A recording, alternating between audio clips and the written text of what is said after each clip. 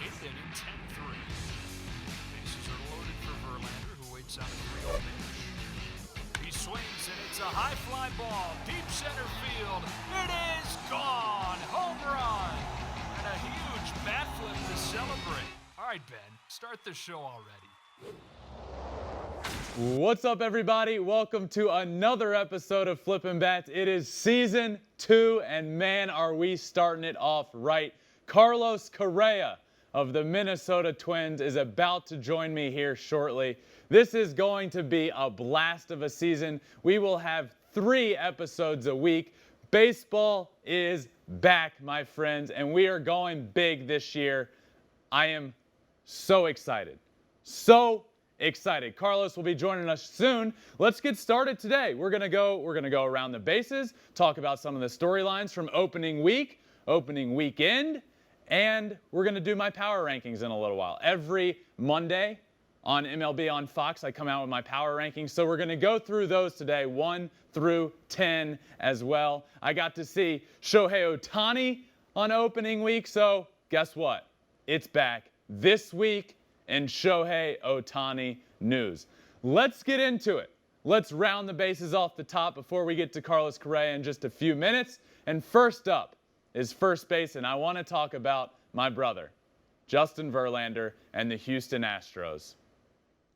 This was a special week for me. It was a special weekend. Justin is back for the first time in 624 days. I got to see my brother back out on a mound. Now, my brother is 9 years older than me.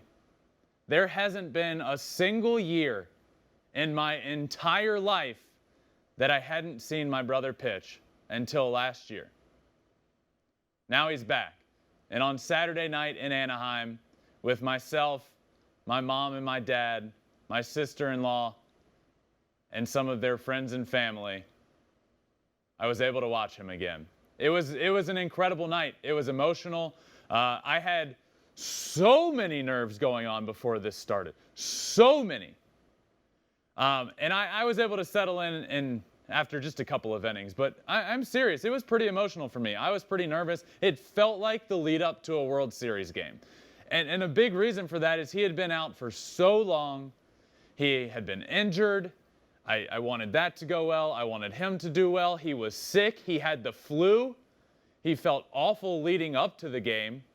And then the day of the game, he finally felt a little bit better. But coming off the flu, there was just so much going on that I was a nervous wreck. I have no fingernails. But when all was said and done, the game started. The first matchup, the first at-bat with my brother back on the mound was against Shohei Ohtani, because of course it was. For a year now on this show, we have been doing This Week in Shohei Ohtani News, and I have become his biggest fan in the entire world, rightfully so. If you guys don't know how big of a fans we are here at Flippin' Bats, you will learn. But rightfully so. And now Justin comes back, and his first at-bat, he faces Shohei. He strikes him out 0 for 3. Shohei Ohtani was on the night. 0 for 3 with 3 strikeouts, 2 of which were looking. Justin ended up throwing 5 innings, 7 strikeouts, 3 hits, and 1 run that came off the Jared Walsh homer. What more could you ask for? It was incredible. It was an awesome night. He threw so well. Everybody in terms of my family was there on hand to watch it. We were all ecstatic. But the emotions leading up to it is what made it so special. It had been almost 2 years since Justin had pitched in a game, since I had gotten to see my brother on a mound. He had been through a lot. He had the injury. He was rehabbing. He missed the playoffs. He missed the World Series last year with the Astros. And now he was back. And it was a really, really cool night to be a part of. He ended up getting the loss. On Friday night, the Astros scored 13 runs. On Saturday night, when Justin pitched, 0 runs. And that, my friends, is baseball. That is just how it goes. No runs the night Justin scored. He ended up losing. They lost the game 2-0. But I'm just so happy he threw well, which leads me into this Astros team as a whole, I was extremely impressed with the Houston Astros opening week. Extremely. This team is elite. I picked them to win the AL West. I feel even better about that. The Houston Astros blew me away watching them. Offensively, so deep. Alex Bregman is back. He is healthy. I got to talk to him down on the field post-game after one of the games. Jeremy Pena is stepping in at shortstop. And let me say this, because Carlos Correa leaving was a massive part of this offseason and a massive part of people's projection of the Astros this year. But Jeremy Pena steps in, and the second game of his career has 3 hits, hits a home run, a double, a homer and a double in the same inning, also singles in the game, a 3-hit game. His home run came with his parents being interviewed in the stands. I am a sucker for that sort of stuff. But baseball just has an incredible way of telling the most incredible stories. And Jeremy Pena, for his first big league home run, had his parents in the stands getting interviewed. If you haven't seen the video of it, you need to. It was incredible. That moment was incredible. And right after the game, another incredible moment.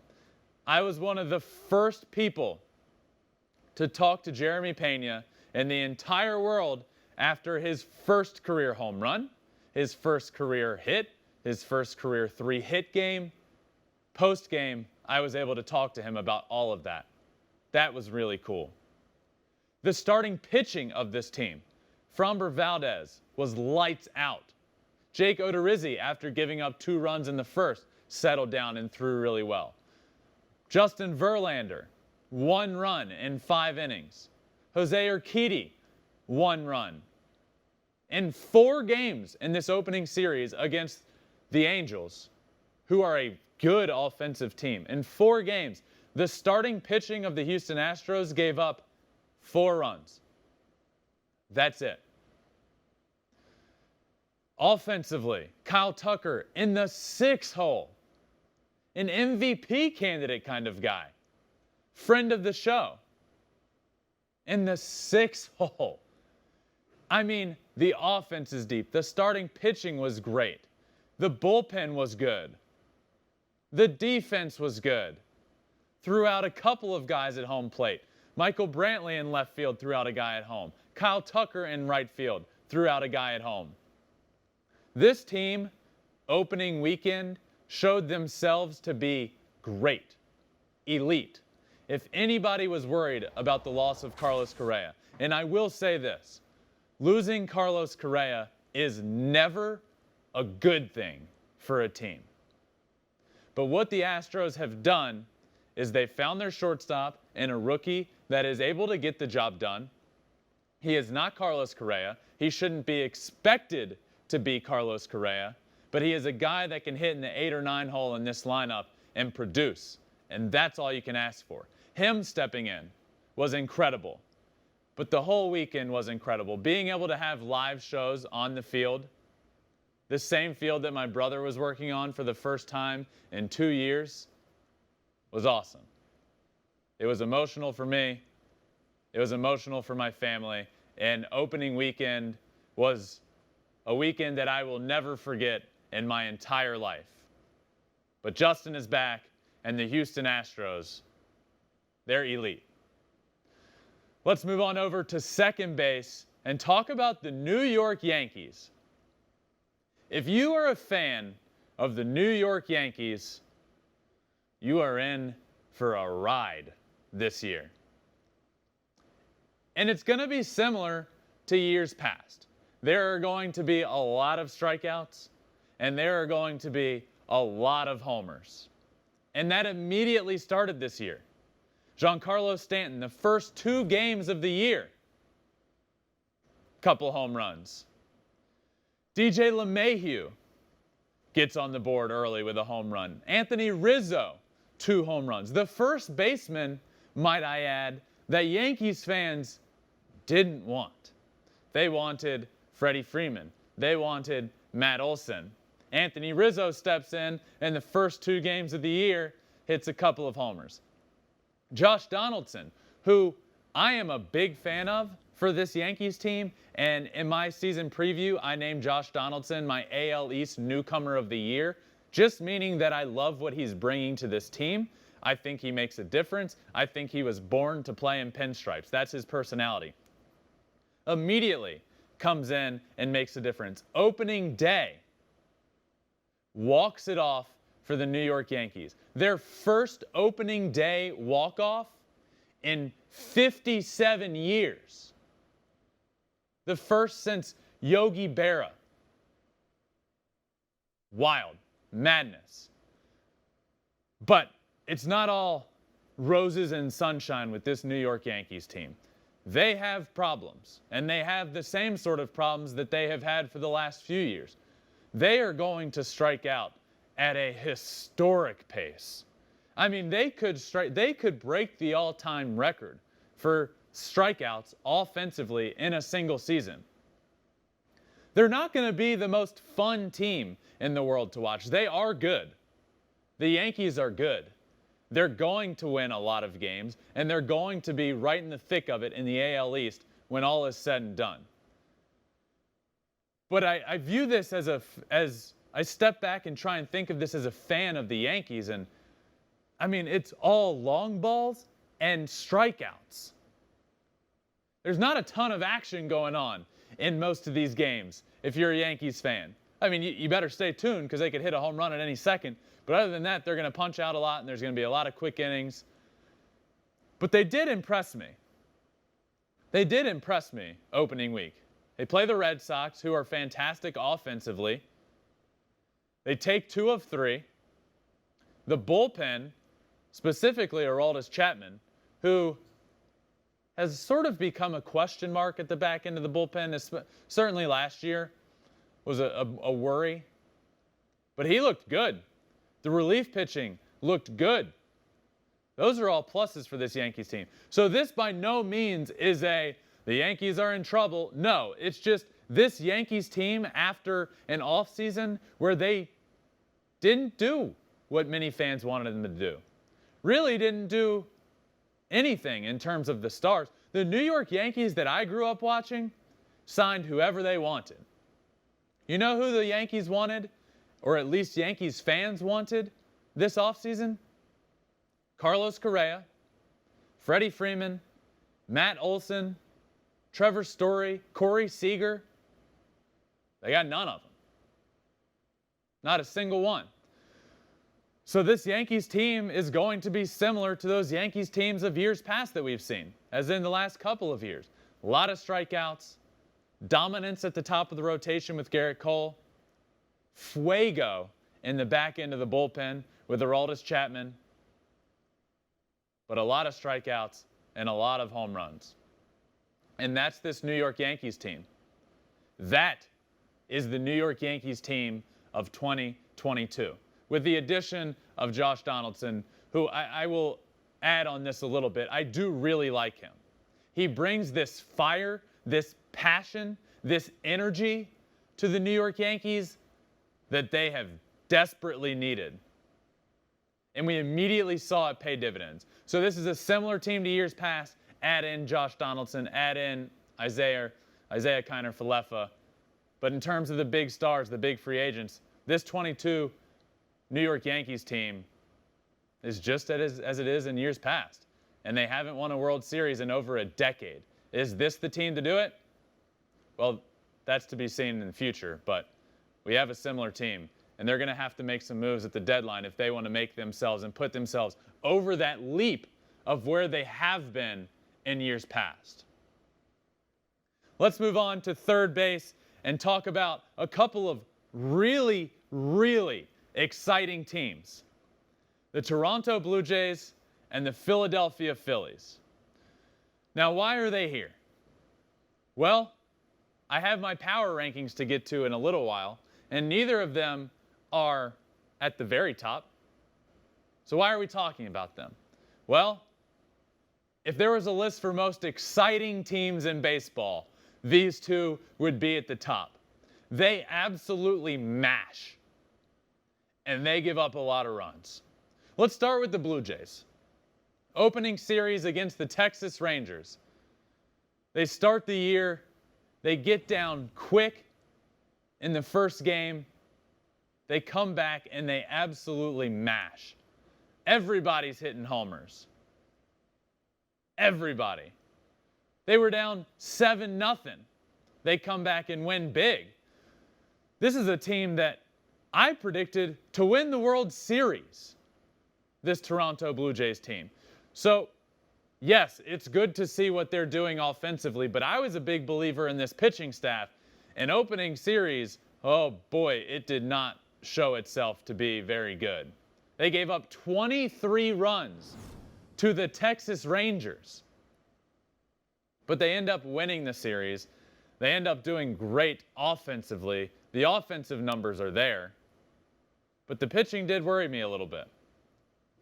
They get a 6-1 lead late in the series. I believe it was the Sunday game.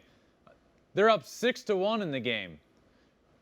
They ended up losing the game 12-6.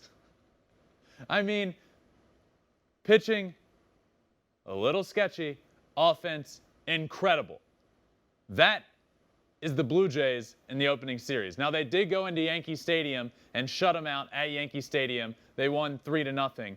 But just the excitement level around this team. This team deserves the Rogers Center. It was rocking. And if you remember, for the last couple of years, they haven't been able to start their season in their home stadium due to COVID. Now they did. Now they got to. And the Rogers Center was rocking. This team, the Blue Jays, deserves that. Deserves the fan base that they have. The fan base, well, they deserve the team they have on the field. They're fun. They're really exciting. And so are the Philadelphia Phillies. I tuned in to watch this Phillies team. First at bat of the year, newcomer Kyle Schwarber leads off the game with a bomb.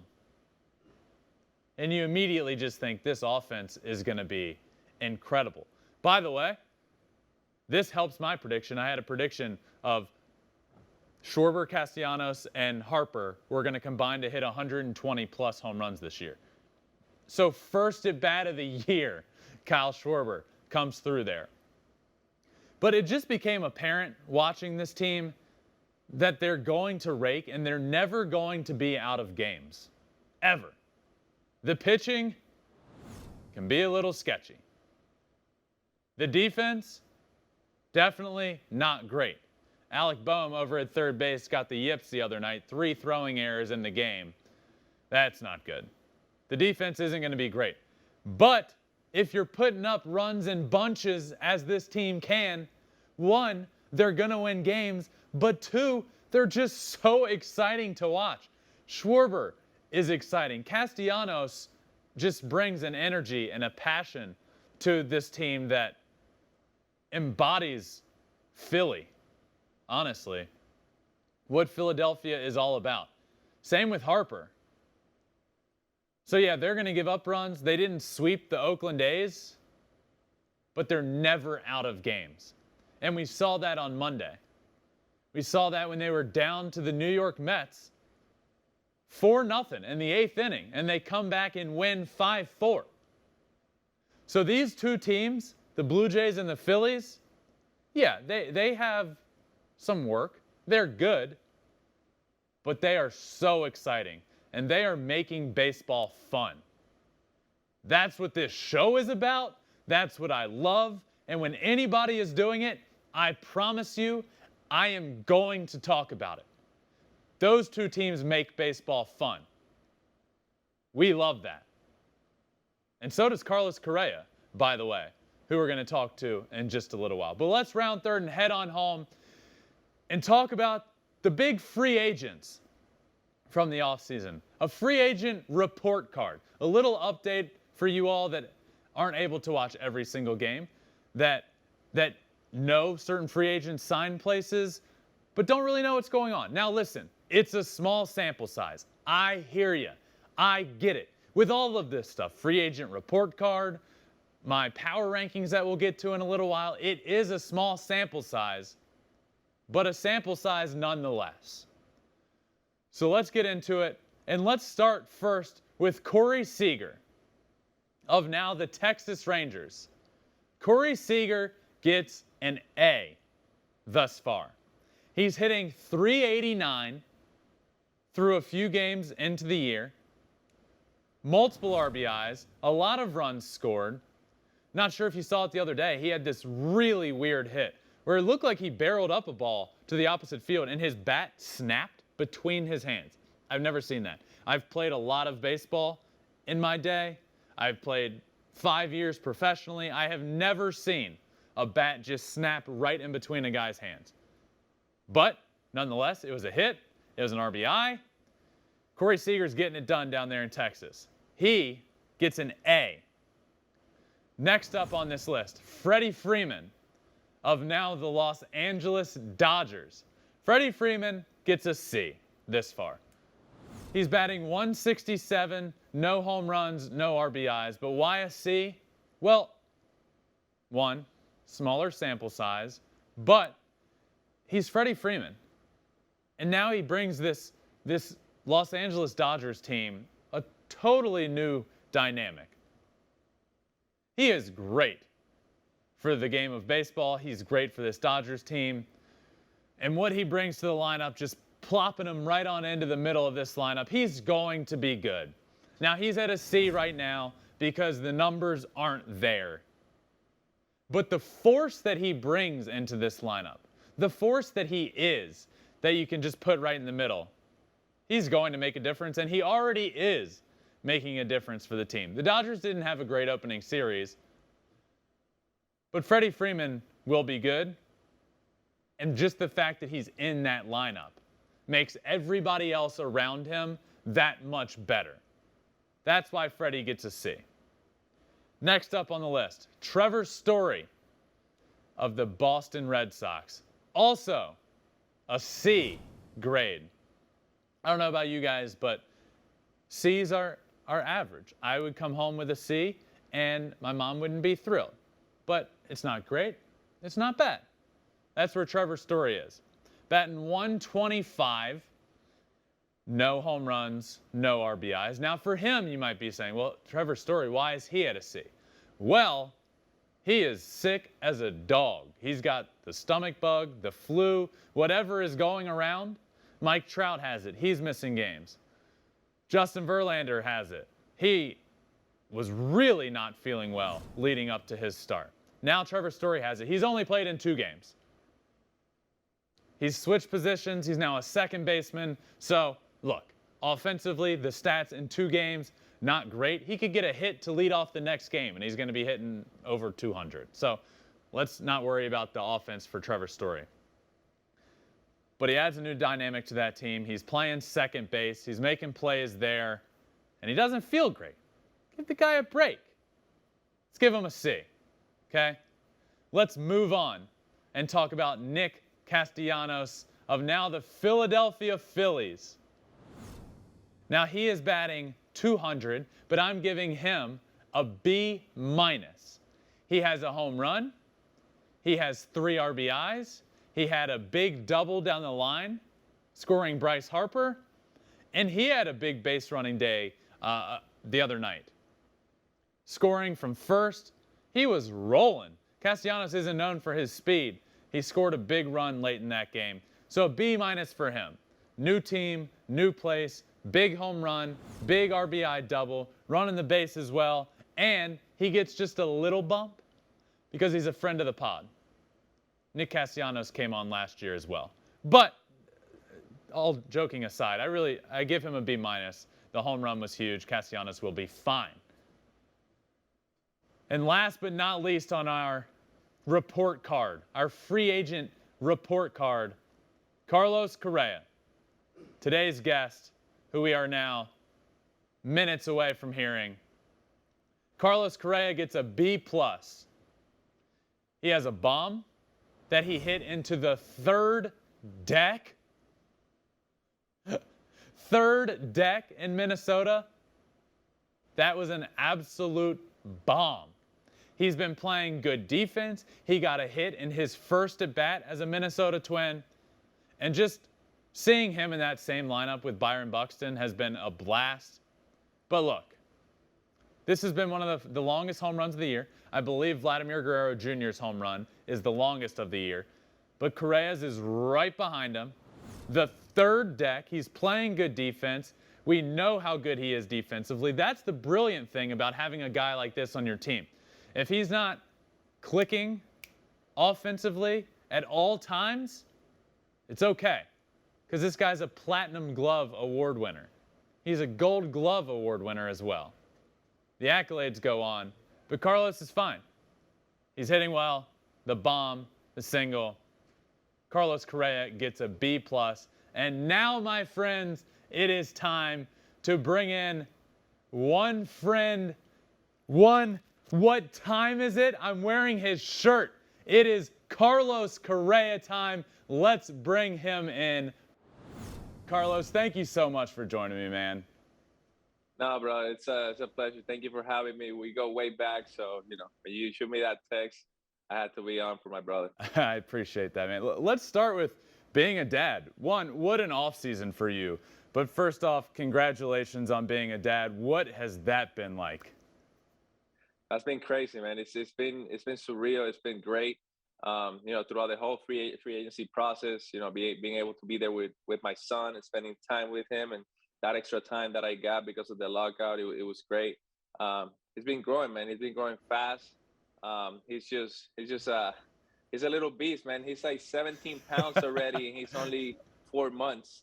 I mean, the kid is big, so I'm excited. Hopefully, he wants to play baseball. I think you got some added dad strength in you, by the way. You just hit a home run that, I mean, the third deck in Minnesota. I didn't know you. That's some pop right there. That's some dad strength pop. You saw that, brother? You saw that? It was a good one. It was a good one for sure. I got it good. Yeah, it's been fun here playing in front of the fans here. They love baseball. We have a really good team, a winning team. So I'm excited about this year. So let's start with this offseason. Obviously, you become a dad. That's a big part of it. But this was a massive, massive offseason for you. You become a free agent. You had spent your entire career in Houston, 6 years in the big leagues at that point in Houston, and then you become a free agent. In a nutshell, what was the emotions behind this offseason for you? Yeah, it was definitely crazy. It was different because of the lockout. And after the lockout, there was not like enough time to like get negotiations going again. Teams were trying to figure out, their teams and all that. But at the same time, it was fun, man. It was fun to go through the process, talk to different teams and all that. And at the same time, it was a little less stressful because of my son, like I told you. Spent some time with him. I was able to, spend quality time in the off season, get the body ready. So it was great. So when the entire world has tweet notifications on from Ken Rosenthal, Jeff Passan, Bob Nightingale, all those, and the world is freaking out, waiting for you, Carlos. You were the big piece this offseason to sign. What were you doing during that time? Like, did you have notifications on? Were you in contact with your agent? How were you doing during that time when everybody else was freaking out? I was definitely in contact with my agent, but at the same time, I was trying to chill. I would go work out in the mornings, then I'll come back home later that day, spend time with Kylo, and then when he would go down, I'll watch some movies and spend some time with wifey. Maybe we'll grab dinner and have our parents take care of Kylo. So we had a normal off season.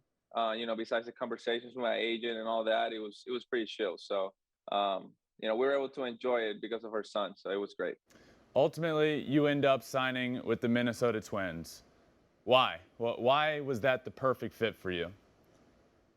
Well, it's a place that I love to play. The contract structure obviously worked out for us.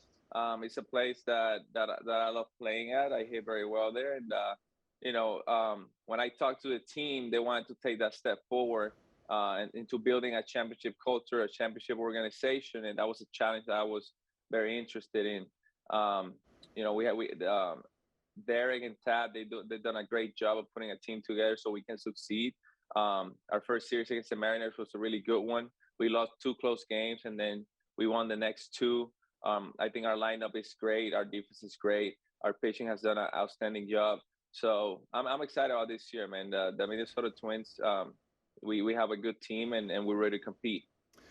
There's a guy that you went 1 and 2 in the draft with there, Byron Buxton, who in my opinion is incredible, an MVP caliber of player. And you guys went back-to-back in your draft class years ago. Did that play a factor in going there? And what do you think about Byron Buxton? Well, Byron is a guy that I respect a lot. Obviously, we go way back since 2012, then playing in the minor leagues against each other a lot. I get to see him grow as the person that he is today and the player that he is today. And, getting to watch him closely, when you talk about talent in the big leagues, I don't think there is anybody more talented than him. He's the fastest. He plays the best center fielder out there in the league. The last 2 years, when you look at his WRC plus, is through the roof. I think he leads the league since 2020 in WRC plus in the game he's played in. So when you talk about talent, that guy is the guy, and he's putting in the work. He's really focused this year. He's gonna stay on the field. He's taking care of his body very well. So MVP season for sure. I agree with you. He's an MVP caliber player, 100%. I love when you talk about stats like that, WRC plus, and you're one of the guys that you've been doing it for a little while now, but metrics are going that way. Batting average to many is becoming a thing of the past. What stats do you look at when you're looking at a guy, when you're looking at yourself to see the production that is out there? What are some of your favorite stats? Because I've always loved, Carlos, listening to your interview and hear you talking about guys and their advanced metrics. It's awesome. Yeah, for me, WRC plus, OPS plus, WOBA, those are the stats that are important in the game of baseball today. Obviously, I love defense also. So, I look at DRS, UCR, range factor, and all that also. But when we talk about offense, those stats are really important. Why? Because, back then we look at average, we looked at home runs, RBIs, and, they're cool. But, the players that play in hitter-friendly ballparks are obviously going to have more home runs. They're going to have a better batting average. They're going to that players that don't play in a hitter-friendly ballpark. Now, when you look at OPS plus, it takes the ballpark into consideration. So whatever the average OPS is at that ballpark, it takes all that into consideration. It tells you how much better the hitter is than the average. So, for me, those are the stats that are really important. Yeah, I believe you when you say defense is important to you as well. I saw a pretty sweet picture yesterday, Carlos, of you holding the Gold Glove and the Platinum Glove. For those that are unaware, the Platinum Glove is the best defender in baseball. Gold Glove is the best defender at that position. Platinum is the best defender in baseball. How important, not the accolades, but how important is defense to you? And that was pretty awesome to see. So congrats on those 2 awards. Thank you, brother. I really appreciate that. Defense is really important to me and to our team. That's something I preach wherever I go.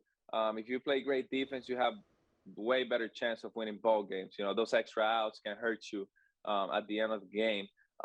So defense is key. And when we take practice like it's like game speed, right? We don't go through the motions. We try to make it as game speed as much as we can. And it's something I enjoy doing, man. Making a cool play for your pitcher in a key situation. I mean, I get super hype. It's really important. It helps you win ball games. But at the same time, when you hit a home run, like you help the team win, and yeah, it's like a personal stat. But when you save a run, it's like also for the pitcher, right? Yeah. So you're doing something for your pitcher, for your teammates. So it's also great.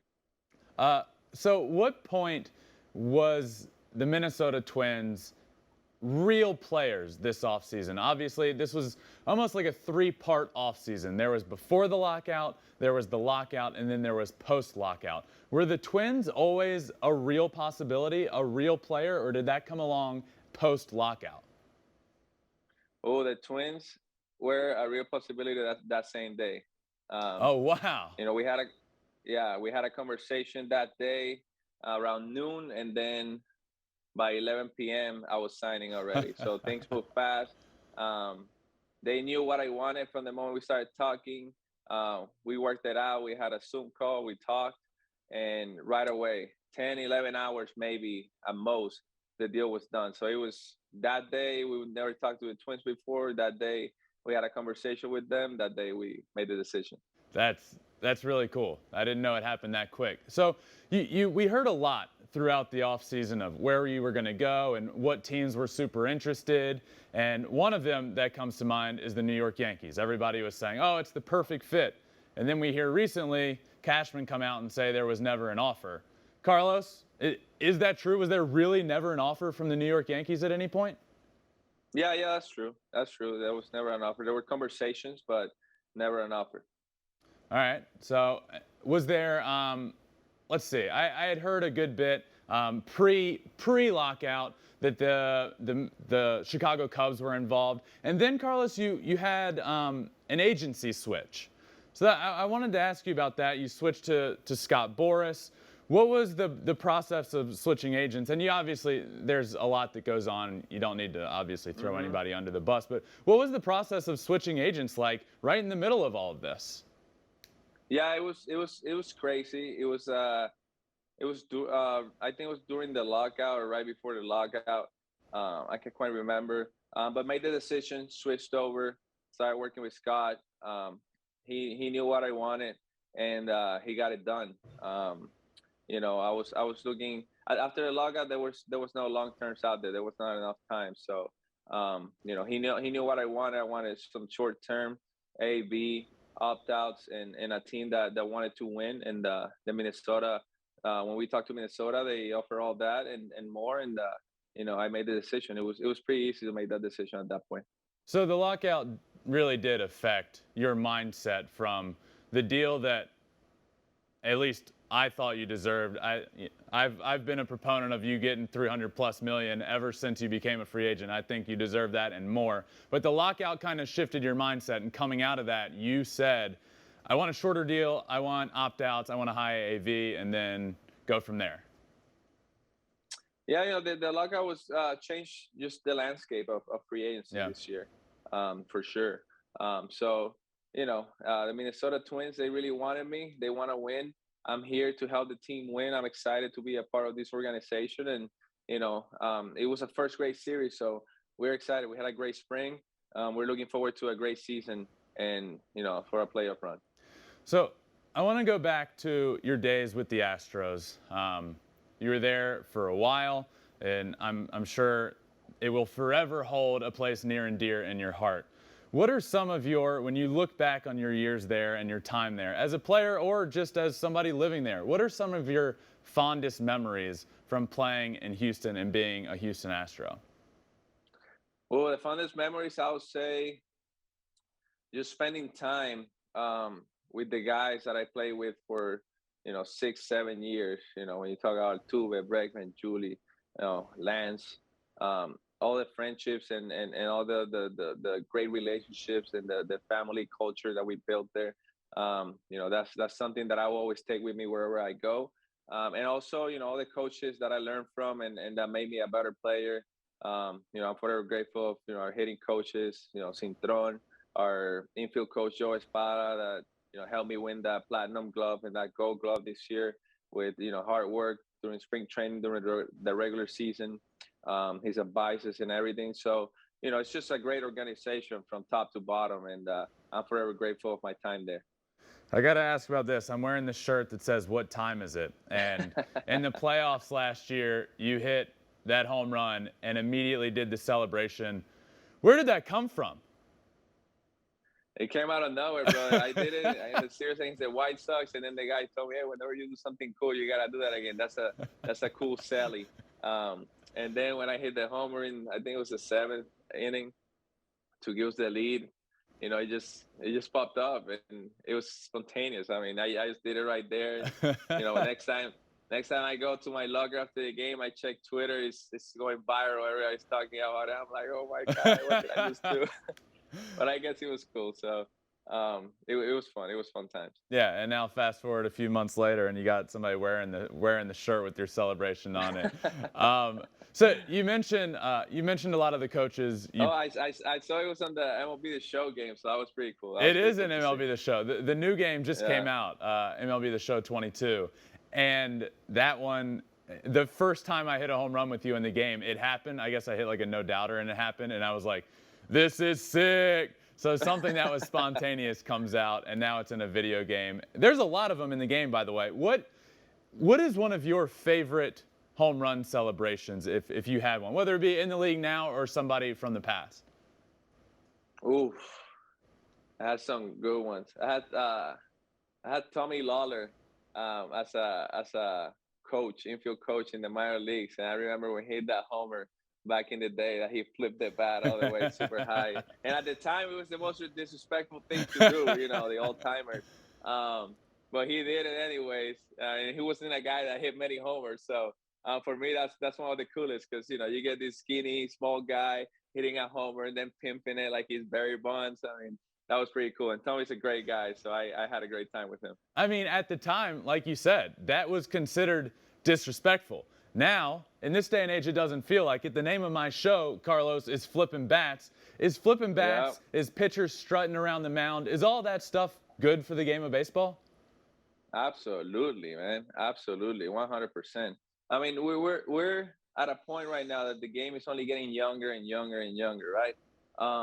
And you want these young guys to have fun, right? That's the end of it. If you strike me out with the bases loaded and you want to scream and do whatever, that's fine. That's cool. You struck me out. You earned that. And then if I take you deep with the bases loaded to win the game, I can also celebrate with my team. It's not disrespect to the pitcher. It's more of a celebration with your teammates. It's the way I see it. Every time, I put my hand on the ear or I did the It's My Time celebration, it's to celebrate with my teammates and have a good time and get the fans involved and, react to those things. It's never to show off the picture or disrespect them in any way, shape, or form. So, for me, it's important for the game to, keep moving forward and let the players have fun, to let them have a good time, let them be themselves because the game is very young and there's a lot of young talent coming up. Who are some of those young players? Because it feels like now more than ever, there are so many young players, so many young guys playing with fun, playing with swag, flipping their bats and stuff. Who are some young players that you watch around the league that you just really enjoy watching? Yeah, I enjoy watching Tatis a lot. I enjoy watching Vlad do his thing. Um, I got to watch Julio Rodriguez this series, and the kid has Oh, yeah. has some talent, man. That kid's gonna be special too. Um, Bobby Witt, I played against him on one of those spring training games that you played right before the season. We went to Kansas City. We played two Oh, exhibition yeah. games before the season. I got to see him make a couple of diving plays, and then he had like 3 barrels in one game, and I was like, wow, this kid's really good. And now I see him in the big leagues, making a nice play at home plate and then hitting that double to win. There's a lot of special players, and that's great for the game. Young players that are not getting hold up like some of us did, because Super Two status and Yeah. arbitration and all that. It's cool. It's cool that we get to see that fought for that throughout the CBA, and it's cool to see so many players getting called up right after spring training. So that's pretty cool. 3 barrels in a game. Carlos, I barely had 3 barrels in my entire career. I saw one against your brother. I remember that one. Yeah, I remember that one too. That was It's a sensitive subject for him, so let's not talk about that. I know. Last time I talked about it on social media, he blocked me for like a month and wouldn't talk to me on social media. You mentioned the new CBA and Super 2, and I was wondering this because we did see a lot of rookies come up this year. But in my opinion, this rookie class might go down as one of the greatest we've seen. So I was wondering in my head, are we seeing a lot of these guys make the team because of the new CBA? Do we think that really made a difference, or were they just so talented that they were going to make opening day roster, whether this new CBA addressed that issue or not? I think the new CBA helped. There's some teams out there that are not ready to compete, and they're still calling out their prospects and starting their clock. So, in the past, you will see teams that were not ready to compete, and they would just keep their prospects down until they're ready to invest and build a championship team. And that way, they'll call them up and get to keep them for 6-7 years. So I think it definitely helped. You look at the case of Bobby Witt getting called up without, like the Chris Bryant treatment, Yeah. or me, I got called up weeks later just so I wouldn't make Super 2 and all that. And I think the new CBA helps a lot. So very happy for the young players. Again, like I said, the game's only getting younger. Yeah. So in the CBA, we try to help those younger players. Yeah, I think it immediately showed dividends. And I was worried because the first big name that we know of, O'Neal Cruz, we see at the end of spring training, he's hitting like 400 with a couple bombs and they send him down. I'm like, oh God, nobody's going to care at all. And then everybody that I thought would make it started making teams. Julio Rodriguez, Spencer Torkelson, Bobby Witt Jr. So I definitely think that certainly helped. So now you're in Minnesota, and you were just talking about with Houston a lot of the coaches and managers that you had that helped you along the way. You've had A.J. Hinch as a manager, you had Dusty Baker briefly as a manager, and now you have Rocco Baldelli. Talk about Rocco Baldelli a little bit and the manager that he is. And I know you've just gotten there and you're just getting used to him, but how has that been playing under him? No, it's been great. I've gotten so lucky to play for great managers throughout my entire career. Like you said, AJ, amazing manager. Dusty, we all know the legend that he is.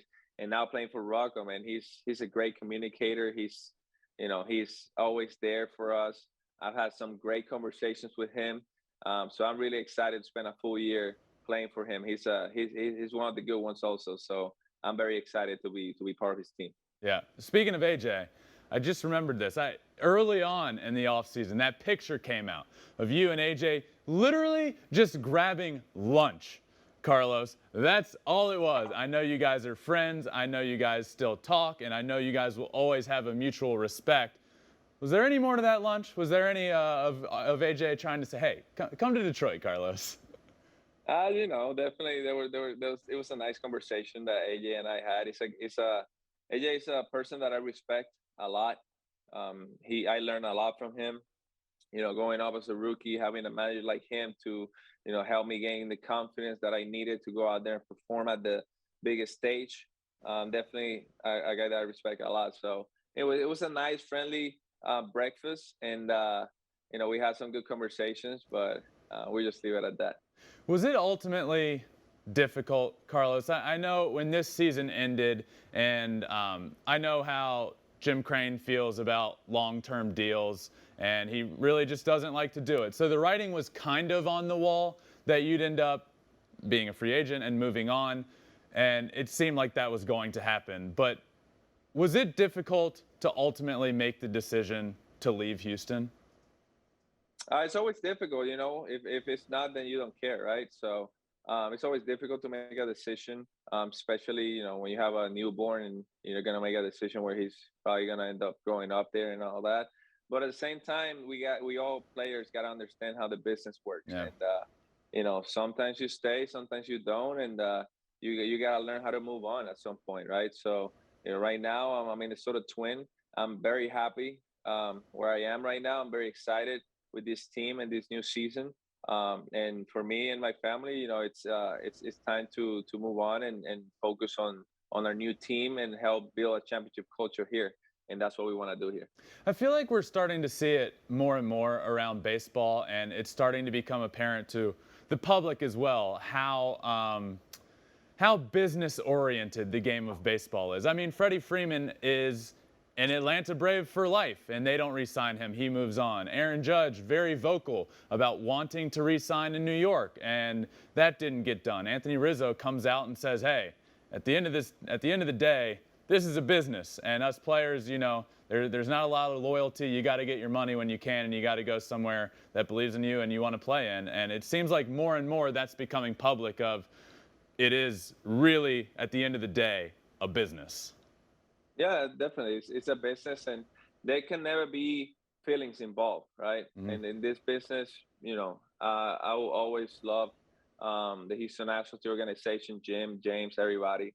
And I also happen to understand the business and how it works. So, teams are going to do whatever they think is best for them. And, players got to go wherever they think they're going to be happy and they're going to be, they're going to be able to play great. So for me, it's just for us players understanding how the business works. And at the end of the day, no hard feelings, just go out there, play your game, and play with passion, be happy, and help your team win. I have a couple questions that I like to ask everybody, and one of them that I always enjoy, especially talking to guys that are the best of the best, would be, what is the greatest game that you have ever played in? And this is always fun because it can go back to Little League, it can be in the big leagues, it can be, you know, for me in college I had a 3 home run game one time. So for you, Ooh. yeah, had to throw that in there real quick, you know, just a little. For you, in your life, what is what is the greatest game that you can remember ever being a part of and playing in? Ooh, damn, that's a tough one. There's been some great games. Wow. I mean, when I hit a walk-off homer, for me, those are the best games, especially in the postseason. And I've been able to have 2 of them. So I'll say the one against the Yankees in 2019, Game 2, that was pretty special. Also, the one against Tampa Bay, that was really special. So I gotta say, those walk-off homers in the playoffs, they hit different, man. They're something else. So yeah, I gotta pick those. Look, I don't want to take any credit for those, but both of those I was in attendance for. So I don't know if there's something going on. And every game that is your best, I'm a part of. I just need to come to a bunch of Minnesota Twins this year, Carlos. Lovely. Send me your date of birth and your full name so I can book you a flight over there. Okay, if you weren't a Major League Baseball player, what would you be? Oof, I think my dad always tells me this. I think I would have been a lawyer. I like the back and forth. I like the arguments. I like proving a point. When it comes to baseball, when it comes to stats, when it comes to whatever, I've always liked that and enjoyed that. And I'm not the guy that will ever get mad, so I like to get into those type of arguments. So I think lawyer would have been a good profession for me. Also, I like school. I like school. I enjoy being in school. I enjoy, having good grades and studying for the SAT and all that. So I think it would have been cool. But I'm playing baseball, so I'm not gonna complain because I get to play baseball every day. It's a lot more fun to play baseball than to be reading papers all day. It still comes out in your baseball life too. Somebody comes to you with a weak ass stat like batting average. You're like, let me tell you about WRC plus and WOBA, and you can get into an argument that way. It still works out for you. Exactly. I have a lot of those arguments throughout the baseball season. There's people that, batting average, and people that, RBIs. Oh, he only had 90 RBIs. And how can he win MVP with 90 RBIs? And I'm like, and that's where I go. And I enjoy those little arguments. Try to make it fun. Obviously, I don't want anybody getting mad at it or coming across like, but I like to make it fun with my teammates. I talk to a lot of players around the league on the phone about the new analytics, because we gotta be informed, right? The only way to get better is putting in the work, and also you gotta have the right information.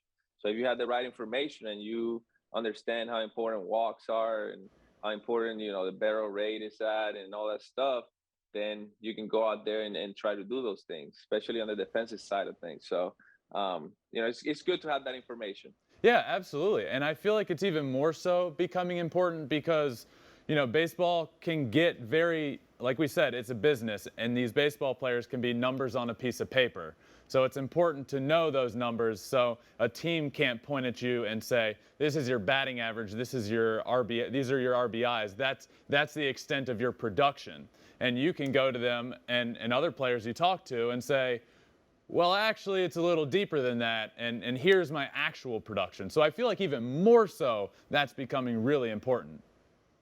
Yeah, absolutely. It's really important. The more I talk to the guys I meet and all that, the more they like get it and they understand and they want to apply it in the game. So for me, as much talent as a lot of players have, some players don't have the right information. So with the right information comes a better season for each individual. Yeah, you just mentioned MVP and what it takes to become that. One of my favorite players on the planet, Carlos, is Shohei Ohtani, and you got to play against him. I didn't know that. Yeah, you might have heard. You got to play against him last year close up when he was doing his thing. How cool was that? How awesome was it being on the field with him while he was doing what he was doing? Yeah, it's fun to watch him, man. It's hard to not be a fan of what he's doing. And I know I said earlier that Byron is the most talented, and I'm talking about just position players. But when you put Shohei Ohtani into the equation, there hasn't been anybody as talented as him in the game. He can pitch, he can throw 100, he can run, he can beat you out on an infield single, he can hit a 500-foot bomb. I mean, he can walk, he can do it all. So it's hard not to be a fan. And on top of that, I mean, the pitching and the hitting and just staying healthy for a full season, win MVP. I mean, that's something that people is taking for granted. The guy's pitching, the guy's hitting, the guy's out there pretty much every single day, and he manages to take care of his body to stay healthy, put up MVP numbers, and he's here to do it again this year. I mean, it's impressive. I know a lot of people said, I was one of them, that when he signed and he said, "Oh, I'm gonna pitch and I'm gonna hit," I was like, "There's no way that anybody can do that." Like I play every day, right? I'm a shortstop. Yeah. It's not the age, it's shortstop. It's a little different, but I play every day, and I know how tired you are after 4, 5, 6 games in a row, 9 innings, diving here, diving there, trying to steal a bag, hitting, running first to home, all the stuff. And on top of that, pitching, when you look at the pitchers, they're icing their elbows after a start. They're sore the next day where they don't even throw. They can't even move. They're just getting treatment on their arms. I mean, this guy is pitching, and the next day he's hitting tanks. I mean, it doesn't get better than that. So it's definitely very impressive. Huge fan of him. Everybody in the league is a fan of him. Everybody in the league loves the guy. So, he's inspiring a lot of people too. Maybe there's a lot more that will want to do that. Yeah. But I think there will only be one Shohei Ohtani. Yeah, I always say this because I did both in college. I was a pitcher and a hitter. And had I known, Carlos, that it was possible, I would have just continued to do it. I didn't throw 100. I threw like 88, and I didn't hit 50 bombs. I hit like 10. But still, if I knew it was possible, maybe I would have continued to do it. But I really do I think he is going to change the game of baseball. I think little kids can grow up and now have somebody to point to and say, well, I don't have to stop because Shohei Ohtani's doing it. Exactly. Breaking barriers, right? It was impossible before him, right? I know Babe Ruth did it back in the day, and that was very cool.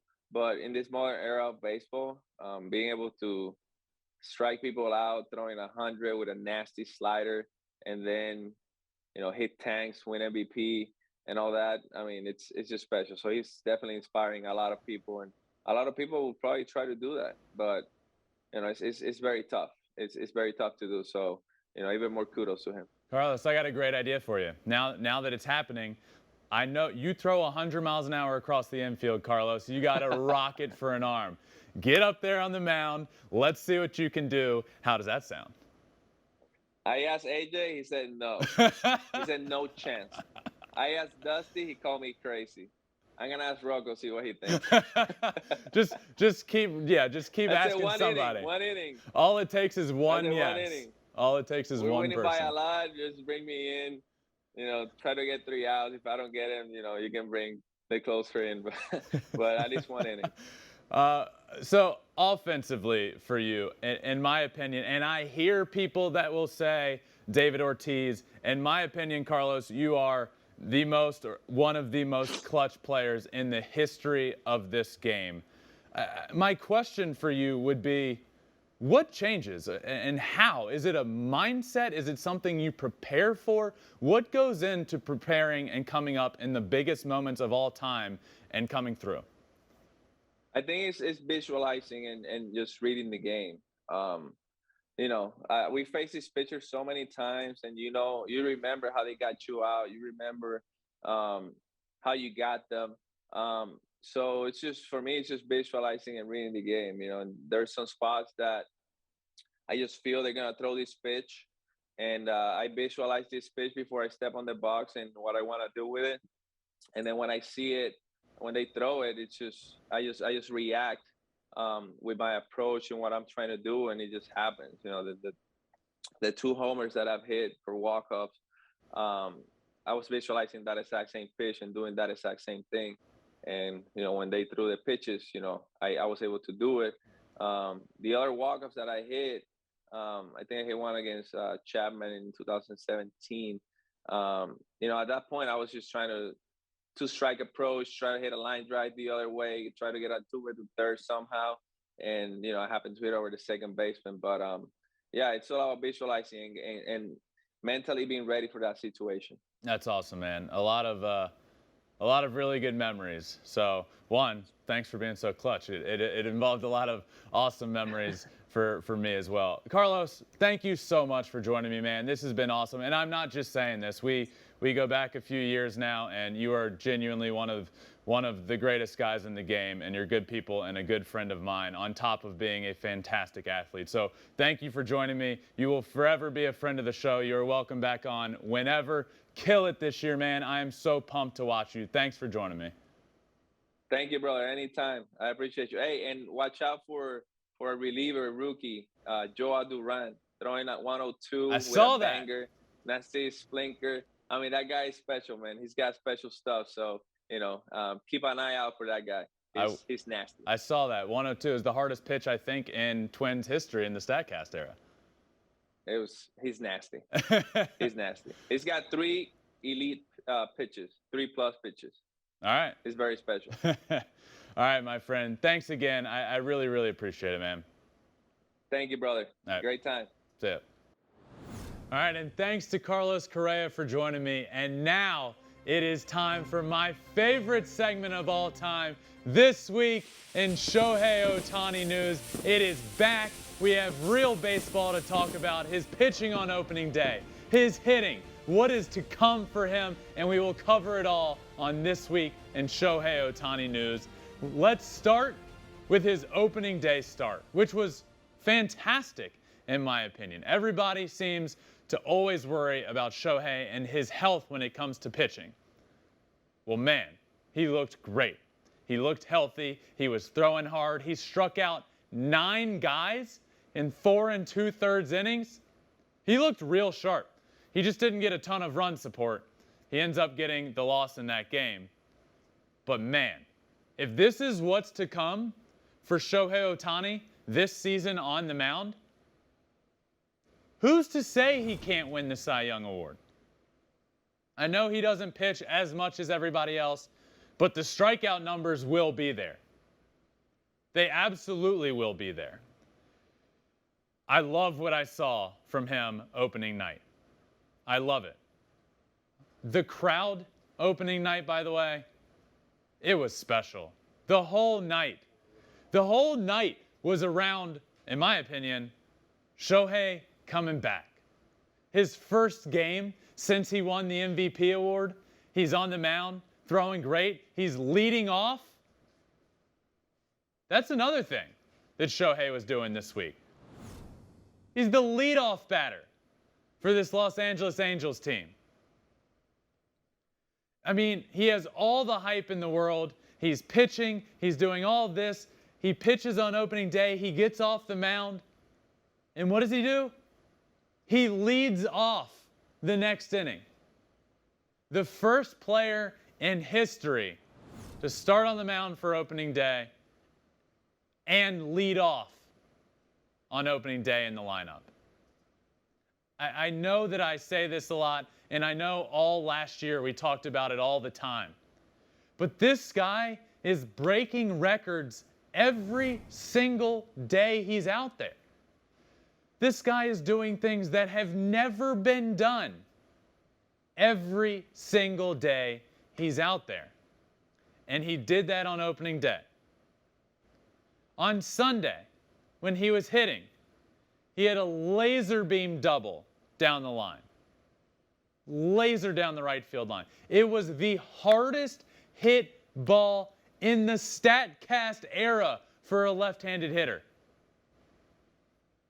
Well, he's even bigger and stronger than he was last year when he was unanimously picked as the AL MVP. And now his first double of the year was the hardest one he's ever hit, and the hardest ball ever hit by a left-hander since the StatCast era. I was able to be in person watching Shohei every game. every game of that first series of the year. And it was special. It was truly special being there. Everything, everybody you talk to, everything you see is about Shohei. It was Shohei Ohtani bobblehead night. It was opening day, and he was doing something that's never been done before. It was Shohei Ohtani clear tote bag night on Sunday. They do it right there. They know what they have. They know they have a player that is doing things every day that are special, that people are going to remember forever and ever. We saw it immediately. My brother pitched on Saturday against Shohei Ohtani. And what he said after the game is that, yeah, I faced him a couple of years ago when he was in the league and before he got injured. But he wasn't the same player that he is now. He didn't have the same aura around him. He wasn't an icon like he is now. Now he's coming off an MVP award. Justin hasn't seen this player yet. He got to face him on Saturday, and what he said after the game was that he got the chills watching him. He got to see him on opening day for the first time. He saw him pitch, and then he walked into the dugout, and the second he walked back out onto the field to hit, Justin got the chills. And he said, I'm a big fan. I'm a big fan of his. We're talking about the best in the game, the best to ever do it. And my brother and a lot of the players we've talked to throughout the years that consistently say, Shohei Ohtani is incredible. I get the chills watching him. He's a unicorn. We just heard it from Carlos Correa talking about him. It is special. That's why this show cares so much about him. That's why we have This Week in Shohei Ohtani News. That's why we will continue to have This Week in Shohei Ohtani News. So when I look at Shohei, I see an MVP, a legend in the game. But, you know, he struggled a little bit offensively to start the year. The Astros have his number, if you will, pitching to him. They just know how to game plan for him. I still think Shohei Ohtani will win back-to-back MVP awards. I really do. I think he's that good. His first double of the year, we saw it be the hardest hit ball by a left-handed hitter of all time. It was 119.1 miles an hour. 119.1 miles an hour. Unbelievable. But the Astros did have his number. And this was great, by the way. This video that came out, he wasn't getting hits like he's used to doing. A video in the dugout gets him giving CPR to his bat in the dugout, trying to revive it. If I know one thing, it's that it'll work. Anything Shohei Ohtani does turns to gold. It just works. This CPR will work. I promise you, he's going to turn it around. And in my opinion, Shohei Ohtani is going to be the 2022 AL MVP as well. He was ranked number 1 by Major League Baseball on their rankings of players. Number 1. This is a big deal. Mike Trout has been, but move over Mike Trout. He's now number 2 on this list. Mike Trout is one of the greatest to ever do it. I would already put him on my Mount Rushmore of baseball. But now here's Shohei Ohtani. And he is now the number 1 ranked player in Major League Baseball, according to MLB's ranking list that came out right before the season started. That's pretty incredible. That is special. And that's what Shohei Ohtani is. That's what he does. He's the complete package. He's great on the mound. He's great hitting. He's so fast. That's why he's in this leadoff spot. You know, you hear Shohei's leading off, but he hit 46 bombs. Like, that's not a prototypical leadoff hitter. You know what it is? A guy that's really fast and a guy that gets on base a lot. That's Shohei. Those are all the reasons why he's the #1 ranked player in Major League Baseball. And those are all just a few reasons. Add on to that what he does for the game of baseball, the game that I love so much. Add all of that together, and that's why every single week right here you can expect This Week in Shohei Ohtani news, and you can expect it to be done right. But that does it for the first one of Season 2, This Week in Shohei Ohtani news. All right, now let's get into some power rankings. The first of the regular season. I did preseason power rankings, but now we get to do some way too early power rankings. And you guys love them, you hate them, you love to give me your opinion on them, and now we're going to do them. And I'm going to explain them on this show. So producer Conrad is going to come out, and we're going to walk through them one by one, and I'm going to explain why everybody is where on the first week's MLB Power Rankings. All right, coming in at number 10, we have the San Francisco Giants. Yeah, the Giants were right around here on my preseason rankings. They won their series, but it was against the Marlins. They didn't look fantastic offensively. They did enough. Pitching looks good. The pitching looks good. That's what I've thought about this team. The pitching will be good. Can the offense be really, really good? Well, I don't know. But they didn't do enough for me to move one way or the other. They're a good team, and they're here at number 10. Coming in at number 9, San Diego Padres. The Padres weren't on this list originally. They have now moved up a few slots. I had them just outside of the top 10 before the season. What they did opening weekend to me was really impressive pitching-wise. They carried a no-hitter into the 7th inning twice. Yu Darvish and Sean Manaea to start the year. So if this pitching staff can be elite like we thought they would be last year, then that adds a whole new dynamic to this team. They're going to hit, and when Tatis comes back, they're going to be great offensively. But if they can pitch like they have been to start the year, they have a chance to do some damage. So they have moved up the list. They're at number 9 for my way too early. With Tatis, are they top 5? I don't know if I'd go top 5. But with Tatis, I like him to come back and make a massive difference. So I actually didn't think they'd be here this early in the year. But what they did pitching-wise is enough to get them up here. With Tatis, that adds a whole new layer. You're right there. Coming in number 8, the New York Mets. The Mets impressed opening weekend. Now, it was against the Nationals, but you can't fault them for playing the Nationals.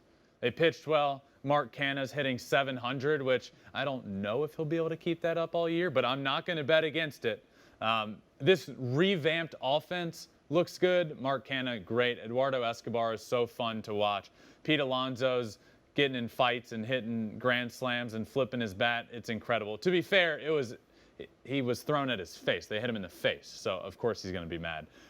And the pitching is without Jacob deGrom. So they are here now without deGrom. They could be higher, but Max Scherzer, Chris Bassett looks good. They look good. They're here at number 8.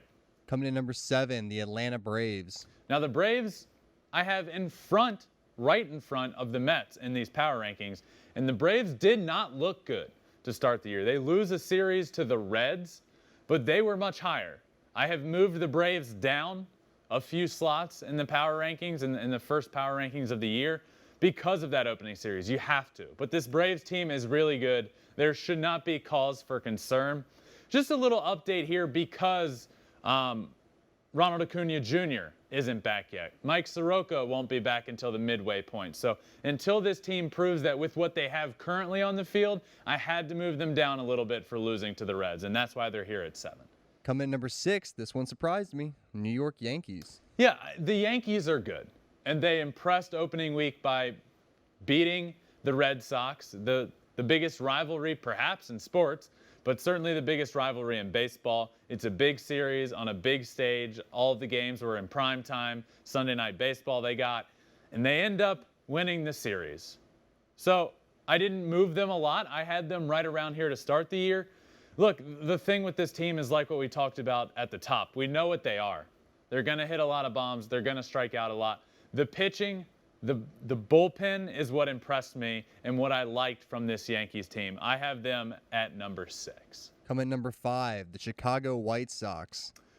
Yeah, the White Sox are probably the most complete team on paper in the American League, in the AL Central for sure.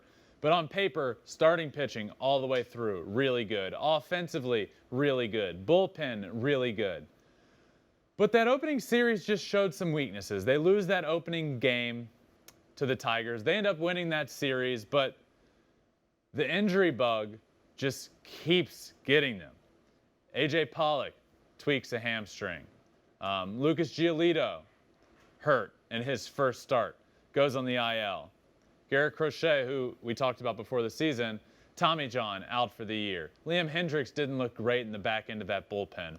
So I had them just a smidge higher originally, and I moved them down a tick due to injuries and Liam Hendricks not looking great. But they're still really, really good. I didn't want to overthink this. I do think they'll still win the AL Central. They're at number 5. Luckily for you, White Sox fans are very reasonable, and I'm sure they understand. Always very number 4? reasonable, yes. LA Dodgers. The Dodgers at number 4, and before the year I had them at number 1. This one is simple. They do, on paper, have the best lineup in baseball, one of the greatest of all time. They are a great team. But you can't lose a series to the Rockies and stay at number 1. You just can't. That's not going to happen. So like I said earlier, these are way too early predictions or power rankings, and there's not a big sample size to go off of. But I am going with what I have to go off of. I'm not going to move the Dodgers out of the top 10 because they lose to the Rockies. We know they're still great, but I have to move them out of the number 1 spot because of that series. The offense hasn't started clicking yet. I promise you it will. It is incredible when you look at that lineup, 1 through 9, but they're not there yet. I had to move them down a tick there at number 4. Come in number 3, your World Series prediction, Toronto Blue Jays. The Blue Jays I also moved down just a smidge. I had them at number 2, I believe, before this year started.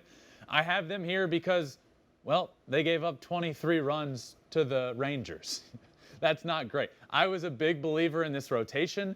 I still am a believer in this rotation. Manoah went into Yankee Stadium and dominated. They end up shutting out the Yankees. So maybe that's the start that they needed to start pitching well. But I just moved them down because of all the runs they gave up, and they didn't sweep the Rangers, who aren't going to be a great team. But offensively, man, this is a team that everybody should watch. When your favorite team's not playing, watch the Blue Jays. They are fun. They're at number 3. Come in number 2, a team that just always keeps coming back. The Tampa Bay Rays. You know, I always kick myself because, like, to start the year, I always think, okay, I'm going to move the Rays down. Like, they've been really good. No, stop. I'm done overthinking it. The Rays sweep the Orioles to start the year. Yes, I hear you. It's the Orioles, but they looked good. We know the Rays. Wander Franco is incredible. He looks to be a star in this league. And to be honest with you, I'm just done overthinking it. The Rays do it every single year with a roster that doesn't, on paper, line up with everybody else, but they just do everything better than everybody else. They do the little things. Analytically, they're better. All around, they just get the absolute best from what they are given. And that is why I'm not overthinking this. I'm jacking them up the list. They are at number 2. Come in number 1, Houston Astros. Yeah, I'm going to give you facts, okay? Fact, the Astros won 3 of 4 against the Angels on the road for opening week. Another fact, Alex Bregman, 2 homers in the first 2 games. He appears to be back into his MVP caliber form. Also a fact, the starting pitching gave up 4 earned runs in 4 games. Starting pitching looked incredible. Jeremy Pena stepped in the shoes of Carlos Correa, which are the biggest shoes you can fill at a position, and he was really good. 3 hits in a game. Played good defense. This team is complete. Watching them in person, it immediately became apparent they are an elite team in baseball. Kyle Tucker, a friend of the podcast, hitting in the 6th hole. He's an MVP caliber player this year. Justin Verlander is back. Cy Young in his last full season in 2019. He was the best pitcher in the American League. He has stepped back in, and it appears he hasn't missed a beat. He's throwing 97. He's looking good out on the mound. He's healthy. The Houston Astros, after opening week, are without a doubt in my mind the #1 team in baseball. And they round out the top 10. That is my top 10 power rankings. Way too early, not a big sample size, but here we are. The season has started, so I get to bring you power rankings. And it feels so good to be back. I can't wait for everybody to hate on my power rankings this year, but we're back. Astros round out the top 10. Before every show ends, I like to end with a little extra innings segment. And it's something that, means a lot to me, or I like seeing, or is a good moment in the game, or is fun. This show is about fun, about bringing fun to baseball. First one of the year for season 2, I get to talk about Brett Phillips. Why? Well, he was back on the mound. Brett Phillips, the two-way superstar. Brett O. Phillips, sort of like Brett Shohei Ohtani. A little bit of a stretch there, but whatever. Two-way superstar he's becoming. Back on the mound, throwing fuego. I think he topped out at 46 miles an hour yesterday. Gets a double play ball, gives up a grand slam, makes an incredible play. The guy is doing it all. Let's start with his fly ball to left field, by the way. Gives up a deep fly ball to left field. Guy ends up catching it. Brett gives a little a little ovation for him for making a very routine play in the outfield. I mean, a little more than routine, but I love the hats off like every great pitcher does when his defender makes a great play. He gets a double play ball, but he also gives up a grand slam. His reaction on the mound was incredible. It got me to thinking, I am kind of glad that Brett gave up this grand slam. The game was out of hand, which I don't want to say is the only reason he was pitching because he's a superstar on the mound, but that's why he was in the game. And he wasn't thrilled with the grand slam, but I like that he gave it up because now it puts him in elite company. How many players in baseball have given up a grand slam and also hit a grand slam? Not a ton. Brett now puts himself in elite territory as a two-way superstar. But my favorite moment on the mound from him yesterday, or the other day, came on a foul pop-up in foul territory. The third baseman was shifted over, so there was nobody on the left side of the field. This ball was hit over to the third base dugout. Brett comes running off the mound, sprinting over, slides, and makes a ridiculously incredible catch. Gets up, sprints back to the mound, holding up 2 for 2 outs. This play was the definition of this show, by the way. This was just incredible. He's on the mound as a two-way player. He bounces off. He makes a 6 sliding play. He gets up. He shows 2 outs to everybody. Brett Phillips is electric on the mound. He is a friend of the show. He has been on a couple times. I'm hopeful we get him on a couple times throughout season 2 as well. This is why we love him. This is why everybody loves Brett Phillips, from the fun that he has playing the game. And he did it again. He did it again back out on the mound.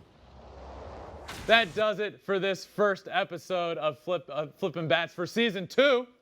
We're back. Carlos Correa joined us. What a great guest to start the year. Thank you all for listening. If you haven't subscribed, just hit that little plus button wherever you watch, whether it be Spotify or Apple. Rate it 5 stars. We also have all social media, Twitter, Instagram. This episode will be out via video on YouTube. Make sure you check it out there. But this has been a blast. This season is going to be so much fun. 3 episodes a week this year. We will be back with a live episode on Thursday.